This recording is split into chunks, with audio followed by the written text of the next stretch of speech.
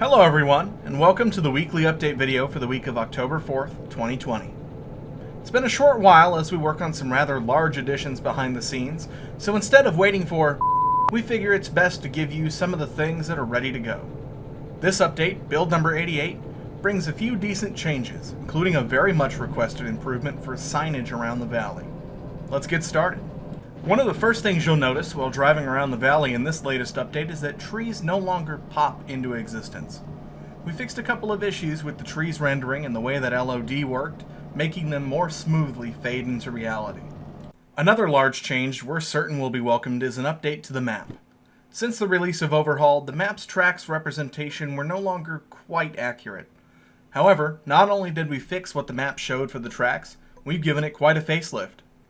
Now, it shows accurate track layouts, as well as showing the world in a higher detail than before.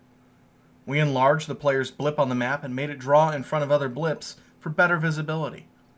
We're sure it'll be quite better to read, too. Now, for the biggest change. Signs! One of the most consistent reports we've gotten were about the faulty signs around the valley. They certainly weren't perfect, and the truth is, we just didn't have enough time to give them another pass by the Overhauled release. Now they've finally gotten a refresh, fixing many of the original issues. Sign clutter has been dramatically reduced, if not eliminated, across the entire world.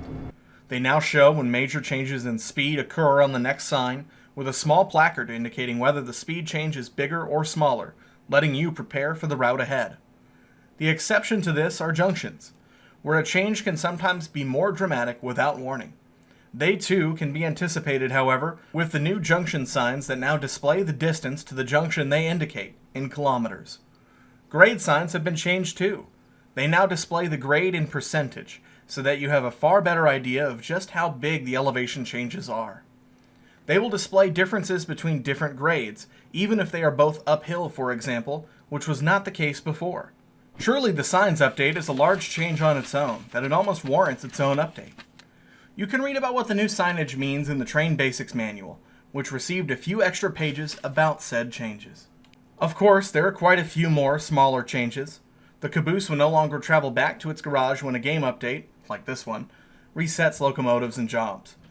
Instead, if you had it nearby, it will spawn somewhere in your vicinity, and if you haven't, it'll try and find the closest position to where it was before. When this happens, the caboose will also not consume your items anymore. Instead, it'll restore them to where they were, as you'd expect. With that, storing your items in the caboose should now be future-proof, and you should not need to worry if a track update will have it reset. On to smaller changes, fast traveling with MU'd locomotives now brings them all at once. Some remaining issues with the tutorial extension were fixed, and a fix for the WMR joystick drift is currently being tested as of the making of this video. WMR players also note that you'll finally be able to sprint by holding both joysticks pointing forward.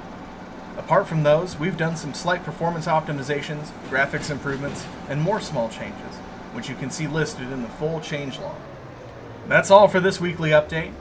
For now, drive safe, and we'll see you in the valley.